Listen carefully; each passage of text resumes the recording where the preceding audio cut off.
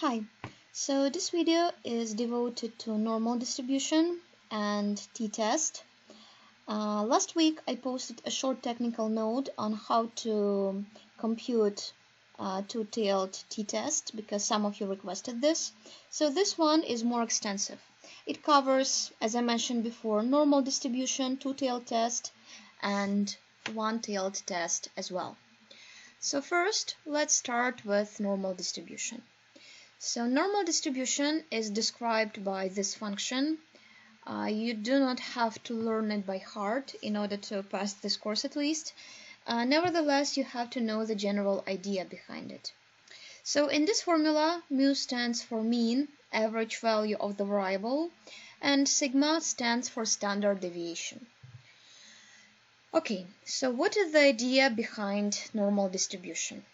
In this function, the dependent variable stands for density, or let's say probability of seeing a particular value of the variable of interest. I know it sounds pretty abstract, so I will explain. So imagine that all your group consisting of the sufficiently large number of people already submitted the coursework for this subject. So naturally, we expect that the majority of people will get the average grade. So let's say 50 or 60% average for your sample. Which makes sense, I believe, because usually the majority of people pass and get pretty average or let's say satisfactory performance.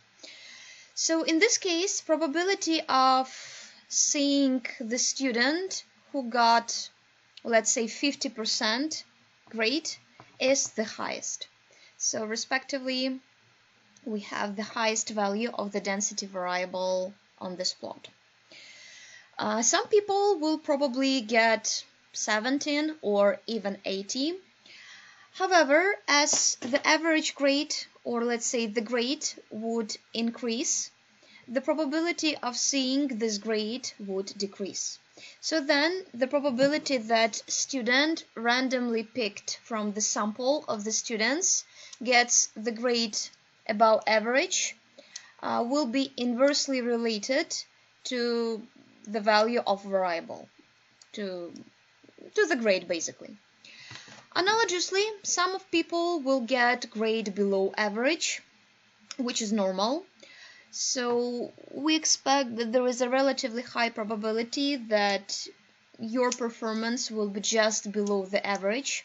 Let's say not 50%, but 45% or 47%.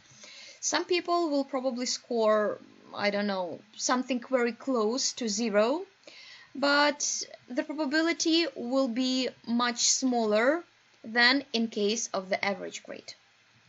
So this is the idea. Analogously, you can apply the same distribution to any stochastic variable. For instance, blood pressure. So we expect that the majority of people have the blood pressure equal to the average value of this health indicator for the entire population, which again makes sense because major part of people will be characterized by the average performance when it comes to health indicator. Some people will get blood pressure above the average, and again, depending on the value of this variable, probability will decrease as the value of indicator will increase. Some people have blood pressure below the average, but again, there is a relatively high probability of having blood pressure just below the average, but very close to the average value. However, it will decrease as the value of blood pressure variable would decrease. So this function is symmetrical. Sometimes it's called bell distribution because, it reminds you the bell shape. But nevertheless, this is what we expect to see for all the stochastic variables if the size of the sample is sufficiently large and if the sample is representative. So for instance, here you can see the histogram of the indicator standing for healthy years of life. So I will show you the data set and sample as well, so you would get some idea of this. So this was designed based on panel data. The period of observation covers the period from 2013 till 2018. And when it comes to the range of countries, they are quite heterogeneous with respect to level of economic development, income, and probably health care standards as well. So here we have Belgium, Denmark, France, UK, Norway, Switzerland, so countries with good standards of life. Also, we have Slovakia and Romania, which rather underperform in comparison to Belgium, Denmark, and other developed countries. So histogram just shows you the frequency of distribution. So for instance, if here I have something around 57 years, then I have 14 observations corresponding to this indicator, and I have very close number of observations corresponding to this value of the variable of interest. I think it's about 63 or something. So based on this, since I still have mean for population and the value of standard deviation, I can design a pretty normal distribution. So this blue line stands for distribution, which would be an empirical distribution if my data are fine. However, since histogram, is very different from the normal distribution, because normal distribution will tell you that the probability of seeing the average, or let's say the mean of indicator should be the highest. In my case, it does not apply. So in my data, actually, I have two peaks. So I have two highest values of probability. Like, technically speaking, here I have frequency, but frequency can be easily transformed to probability. So in this case, I will just have to divide 14 observations corresponding to this value of healthy life years by the total number of observations, and I would get density or probability. So what I mean is that those indicators are different, but they are positively related. That's why it's still fine to analyze normal curve in this case. Okay, so in my data, I have two peaks. So again, in normal distribution, we should have only one peak corresponding to the mean value of the indicator. In my case, I have two peaks. So you can think for a second and try to detect the possible reason behind this behavior pattern of the data based on the character of sample I displayed to you a couple of minutes ago. To recall, here it is. So some very different countries with respect to level of income, level of economic development, and healthcare standards included in one data set. So actually it reflects the fact that I have two groups of countries. Countries with relatively high standards of healthcare and subsequently high values associated with healthy years of life, which is just some composite indicator of life expectancy adjusted for the quality of life, and countries which underperform in this case. So for instance, here I would have like distribution for France, Belgium, and other developed countries included to the data set. And here I would have distribution for Romania and Slovakia. So what I mean is that even by analyzing histogram of your data, you can already make some conclusions about the quality of your data set. And by saying quality of the dataset, I mean representativeness of the sample. So speaking formally, there are two, features, indicators when it comes to normal distribution, and one of them is skewness. So skewness is the measure of data distribution symmetry. So if skewness is positive, the distribution will be skewed to the left, and if it's negative, vice versa, it will be skewed to the right. Okay, I know it sounds quite complicated, but here you can find some graphs computed for the different values of skewness. So in this case, skewness is equal to 0, and if it's equal to 0, then we have perfectly symmetrical distribution. So this means that data indeed follow the assumptions of normal distribution. So for instance, we can get back to our example and assume that this graph stands for the density distribution of the different grades, let's say final grades, and we assume that average was 50%. So we assume that probability of getting grade of 51% is equal to probability of getting grade of 49%. And this condition is fulfilled in case skewness is equal to 0. Okay, yeah, I did not mention this. So in this case, I assume that mean is equal to 2. Okay, so if you have negative skewness or the value of skewness below 0, you can see that data are skewed to the right. So this basically means that probabilities of having values below and above the mean value for the sample are not symmetrical. Analogously, here you can see positive skewness, which implies that distribution is skewed to the left, and the same will apply.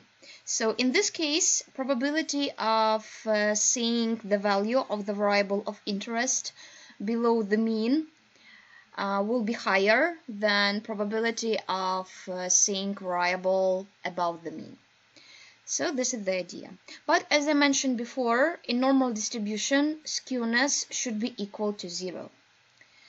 So another measure is kurtosis, and speaking very informally, we can say that kurtosis is the measurement of pickiness.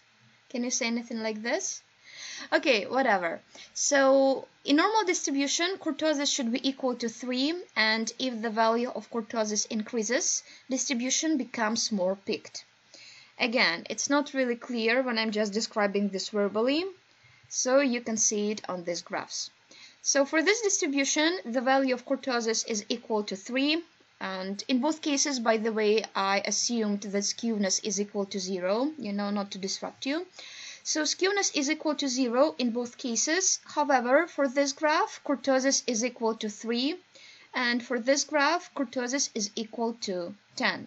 So you can definitely see that in this case, the distribution gets more peaked, so we have more values concentrated around the mean. So the question is, why normal distribution is so important? Why you would like to have your data normally distributed? So the idea is like this. In the large population, we assume all the variables to be normally distributed. So this is the key idea. If I take the sample which is large enough, then all the variables should be distributed normally. And central limit theorem implies that sample is representative if all the variables in the sample are also normally distributed. So for instance, if I talk about population, I would have to assess all the values for, let's say, healthy years of life for all the countries. Sometimes I cannot do this. In this case, data collection might be quite costly. Sometimes you collect primary data, and then it gets even more complicated. So that's why you simply cannot assess all the data for the entire population. And that's why we estimate econometric regressions based on samples. So the idea is like this. If the variables in your sample are normally distributed, it means that, speaking very informally, variables in your sample behave in the same way as in population. So this implies that sample is indeed representative. So the number of observations is large enough, and okay, I think we did not discuss different methods of sampling yet, but again, you've got the idea. So I will just conclude. So variables in the sample should behave in the same way as variables in population. So for instance, if I wanna get some idea about students' performance in the entire Poland, it will not be enough to collect data on academic performance of Lazarski University students only. So in this case, I will have to pick students from different universities and so on and so forth. And in this sample, I have to have the variables distributed in the same way as variables for the entire population. And since variables for the entire population are distributed normally, variables in the sample have to be distributed normally as well. So the important note is that it's not about assumptions which are needed to be met in order to run econometric regression. So this is not the same as blue estimator assumptions. However, this is about the quality of your research in general. So good research is conducted based on representative sample, and if your data are distributed normally, this serves as the additional proof of your research validity, that conclusions derived based on your research would be uniformly applicable for the entire population. Okay, so once you got the idea, I want to believe, about normal distribution, we can proceed to the t-test. So I will discuss it based on the same example I used in the video devoted to dummy variables. I will just recall it briefly. So we assumed that wage depends on gender, number of kids, and we also assumed that so-called kids effect is not symmetrical for male and female workers. So that's why we multiplied gender dummy by the number of kids. So in this case, we will ignore this variable. We will only analyze gender variable. So the variable gender is assigned the value of 1 if the respondent is male, and the value of 0 if the respondent is female. So first of all, we would like to find out whether, there is anything called gender effect. Okay, so we can imagine that we indeed run this estimation and the coefficient of gender is equal to 302.5, indicating that the salary of male workers is $302.5 higher than salary of female workers, and assume that standard deviation is equal to 61.3. And imagine that we run this regression based on 25 observations, so the number of observations denoted as n is equal to 25.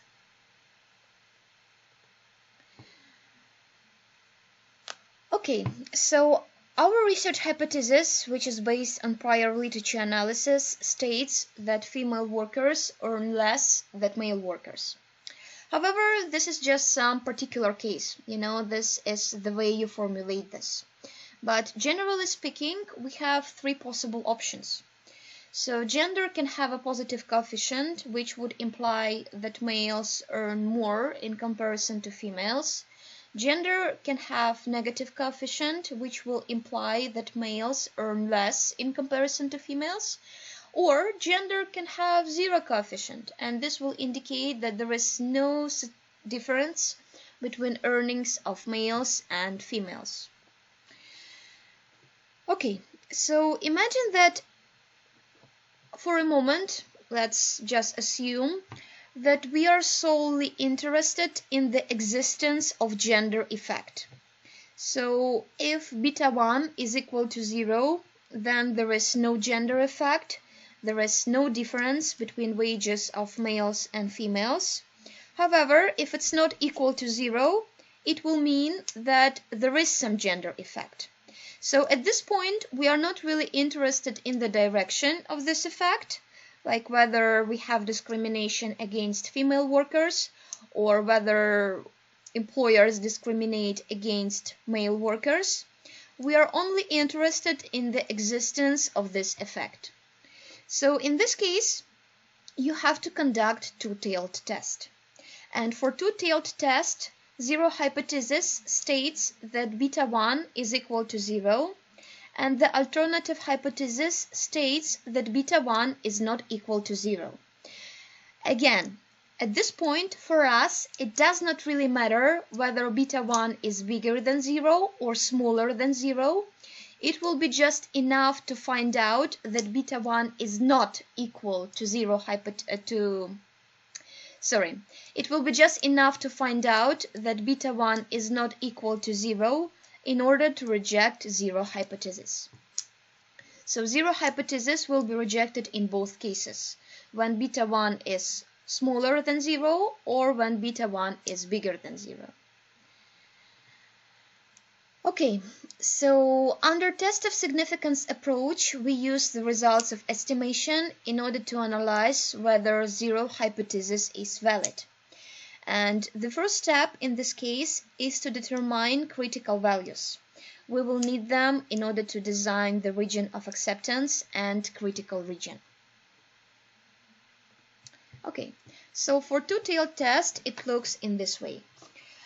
Alpha basically stands for probability of rejecting the correct hypothesis, and we call this type 1 error.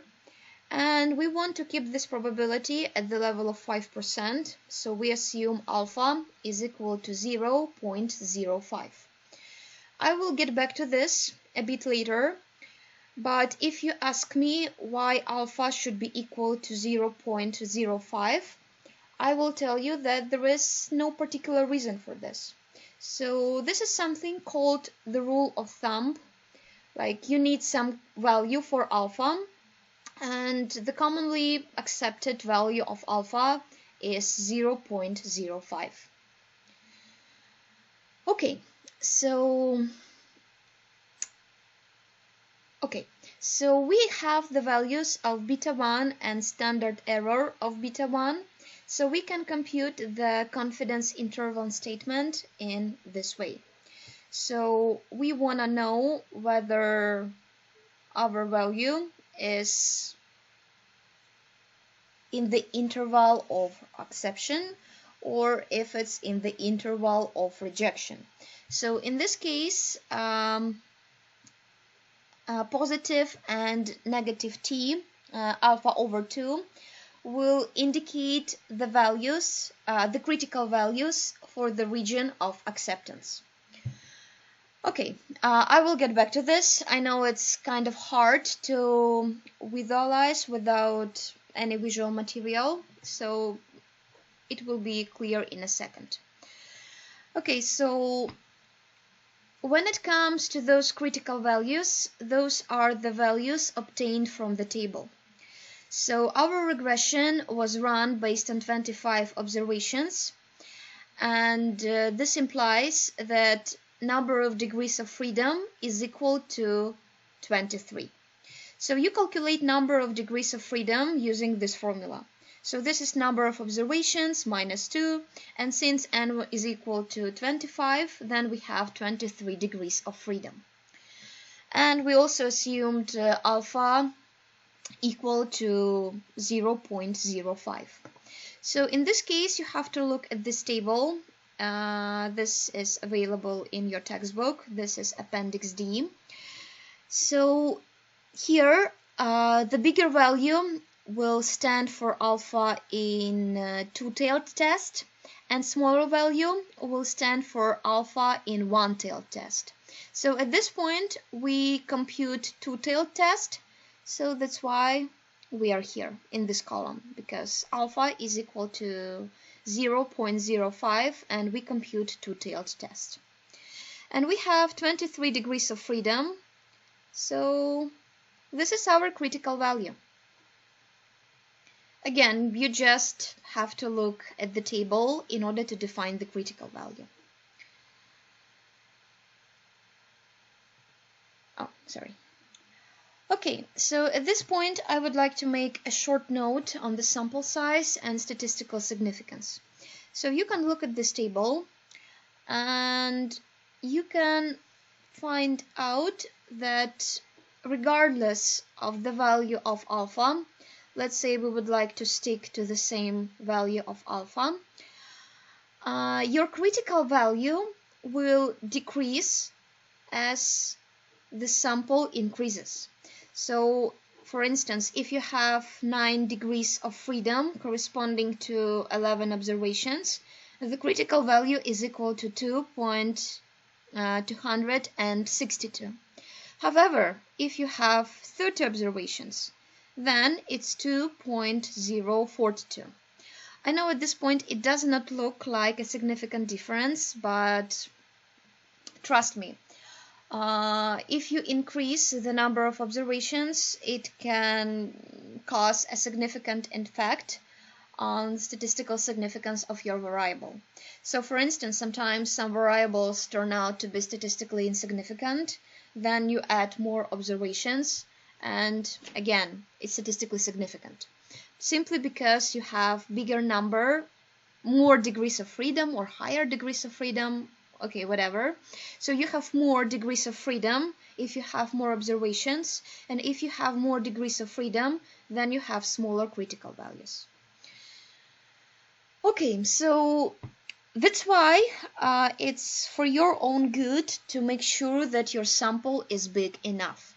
Because even if you have very good data and representative sample and so on and so forth, your variable can turn out to be statistically insignificant just due to the insufficient number of degrees of freedom, like due to the fact that number of observations is too small. Okay, so here we have some visualization of two-tailed test. So we assume that t variable follows normal distribution, so that's why we have this bell-shaped distribution, and as we discussed before, based on value obtained from the table, the critical value is equal to 2.069. So for two-tailed test, you analyze both regions, because as I mentioned before, for us at this point, it does not really matter whether beta is bigger than 0 or smaller than 0. It will be just enough to know that it's not equal to 0. That's why we have two critical regions in this case. Okay, so here you have value obtained from the table. Here you have taken the negative value of the same value. Okay, I believe you've got the idea. So if t, like critical value obtained from the table, is equal to 2.069, then region of acceptance will be between negative 2.69 and positive 2.69. So here we have the region of acceptance, and if the t calculated based on data obtained from regression, like here you have the formula, is in this region, then you cannot reject zero hypothesis.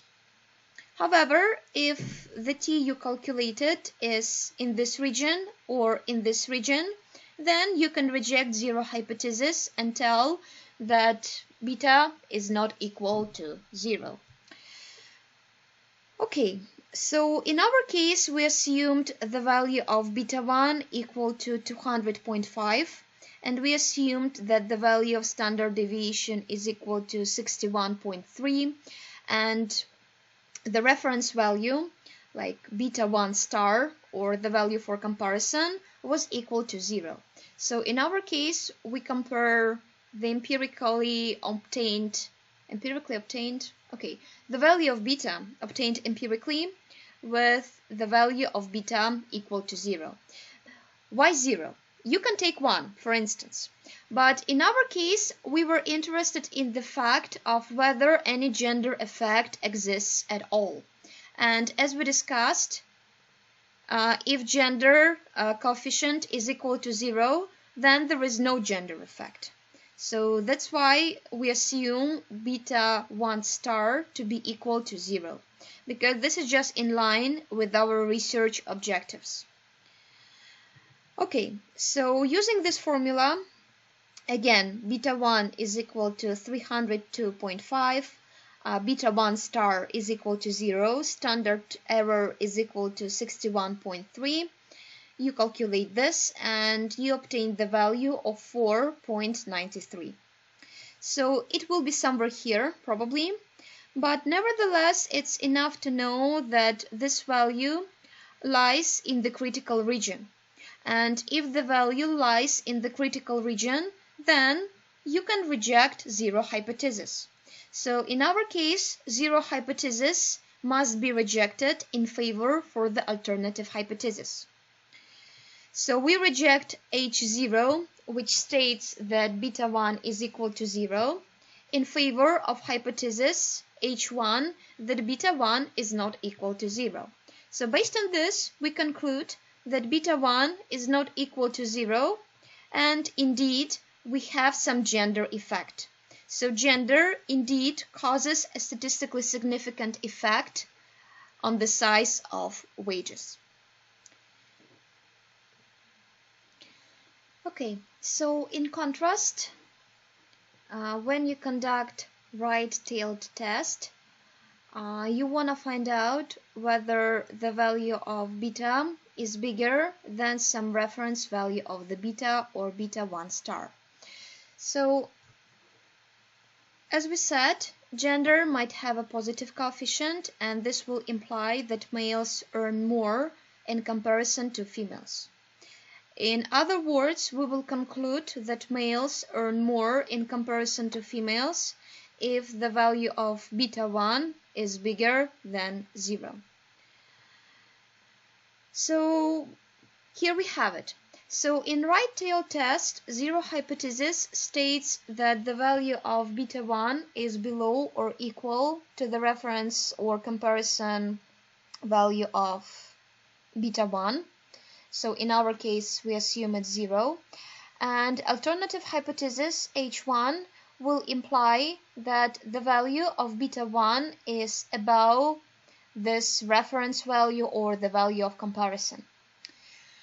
So, as I said before, the positive sign of this coefficient would indicate the presence of discrimination against female workers.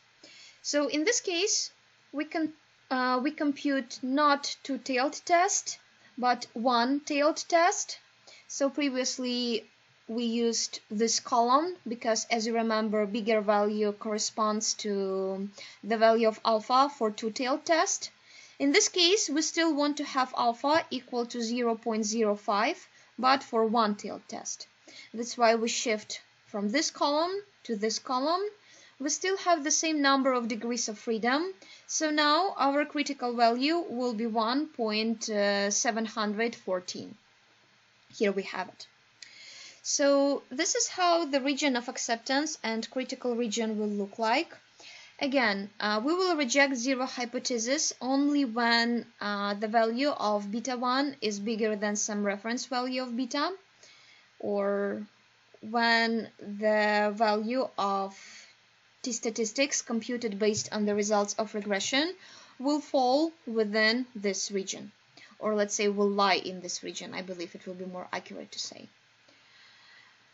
Okay, so when it comes to t-statistics, you compute it in the very same way.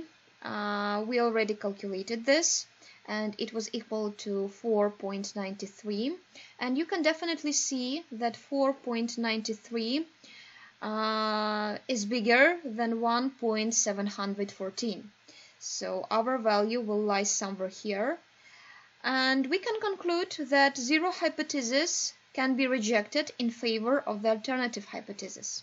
In other words, we have to reject a hypothesis which states that beta 1 is equal to 0 or smaller than 0 in favor of alternative hypothesis which states that beta 1 is bigger than 0. So in other words, we can conclude that gender has a positive coefficient, and this indicates the presence of discrimination against female workers. For left tail test, it's very similar, however, the direction will be just opposite. So in our case, zero hypothesis states that the value of beta 1 is bigger than beta 1 star or equal to beta 1 star, and we can reject this hypothesis if beta 1 is smaller than beta 1 star. So the negative sign of coefficient would indicate the presence of discrimination against the male workers, and this is the hypothesis we would like to test. So if beta 1 is indeed smaller than 0, then we have discrimination against male workers. Okay, so in this point you can tell me that we already found out that there is discrimination against female workers, and you cannot have both at the same time, and I totally agree with you. So I just do this for the sake of illustrating of how you can actually compute left tail test. So of course, immediately you can tell that we have to reject this hypothesis. However, formally you still have to conduct some analysis, and this is what we are going to do. Okay, so in this case, you can reject zero hypothesis if the value of t computed by you based on the estimation results is smaller than the negative value of t taken from this table. So in my case, in our case, we would be able to reject zero hypothesis if t computed by us based on the value of beta 0 and standard deviation will be smaller than negative 1.714. And definitely it's not smaller. So we have it equal to 4.93. It's a positive value, so obviously it's bigger than the negative value. So in this case, we cannot reject zero hypothesis. Another way, we have to admit that beta 1 is either equal to 0 or bigger than 0, but we cannot agree that beta 1 is smaller than 0. So zero hypothesis cannot be rejected, and we confirm that beta 1 is not smaller than 0. Okay, so based on what we discussed, there is a practical task for you. So assume that the value of coefficient of the variable of interest x, so let's say beta 1, is equal to 2.2, and the value of standard deviation is equal to 0.37. We run this regression based on 43 observations, and following the rule of thumb, you assume alpha equal to 0.05. And your task is to find out whether x causes any effect on y. So please, following the methodology I discussed a minute ago, check it. And here is the solution. So, as I said, the only task is to find out whether x causes any effect on y. We are not really interested in whether this effect is positive or negative. For us, it will be just enough to confirm that this effect exists. So, zero hypothesis is formulated as follows. Coefficient of x is equal to 0. And alternative hypothesis states that coefficient of x is not equal to 0. In other way, we conduct two-tailed test. We have 43 observations, which gives us 41 degrees of freedom. And looking at the table, you can indicate that critical value is 2.021. So here, I conduct two-tailed test. I take the alpha equal to 0.05. I have approximately 40 degrees of freedom. And in this case, again for two-tailed test, my critical value is equal to 2.021. Please keep in mind that if I would conduct one-tailed test, I would look at this column, and then my critical value would be 1.684. Okay, so now I have it indicated. And I have to calculate t statistics as the difference between beta and beta 1 star, like reference value or the value to compare beta with, by standard error. And as the result, I get approximately 5.46. So looking at normal distribution of t variable, again, here is my region of acceptance, and this region is between negative 2.021 and positive 2.021. So if my value would be here, it would lie in the region of acceptance, and I would fail to reject zero hypothesis. However, the value I calculated is equal to 5.46, and definitely it lies in this critical region, or the region of rejection. So based on this, I could reject zero hypothesis in favor of the alternative hypothesis. In other words, I reject hypothesis that coefficient of x is equal to 0 and x causes no effect on y, in favor of hypothesis that coefficient of x is not equal to 0 and x causes some effect on y. Ta-da! Okay, so when it comes to the model validity, we discussed everything before. I mean, all the assumptions which have to be met in order to have a blue estimator. So additional thing to do if you want to test your model validity is to check out whether residuals are distributed normally. So in case of Jarque-Bera test, which is one of the possible options to check whether residuals are distributed normally, zero hypothesis states that residuals are normally distributed.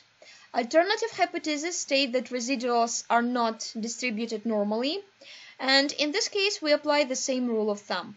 You can reject zero hypothesis if p-value is below 0.05, and if p-value is reasonably high, I mean higher than this critical value, you do not reject zero hypothesis. So in other words, in this test, it's good for your model, saying very informally, if p-value is high. So the higher p-value, the better. Of course, formally speaking, it's not the same as blue estimator assumptions. It just serves as some additional proof of your model validity. However, please keep in mind that sometimes residuals are not distributed normally. So usually this happens if sample size is too small. So sometimes you can handle this problem and add more observations, and sometimes you cannot. So that's why, again, speaking very informally, the problem of non-normal residuals is secondary in comparison to such problems such as heteroscedasticity and autocorrelation. Okay, so this is your home task. You have to design cross-section time series or panel dataset with 100 observations, and it should be for a single variable.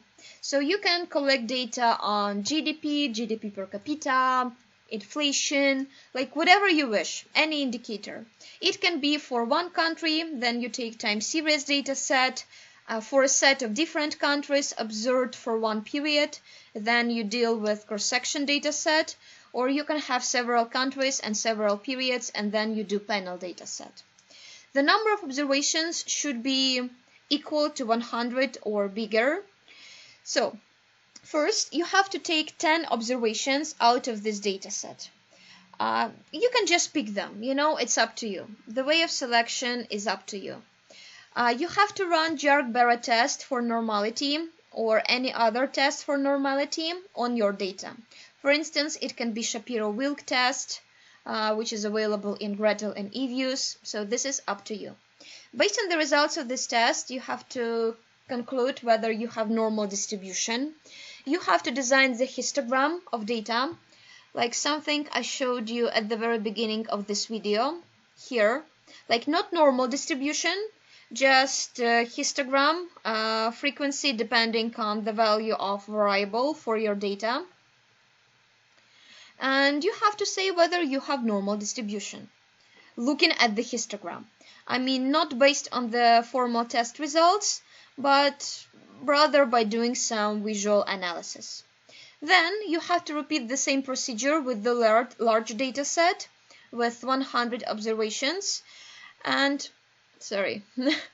and you have conclude on the difference between your results. So basically you have to say whether you have the same results or different results, like distribution is normal in both cases or it's not normal in both cases, or you have normal distribution in one case and no normal distribution in the other case, and you have to provide some explanations for this. Again, here everything is based on what we discussed today. You do not need to do any additional research. Okay, so that was it for this topic. I thank you for watching.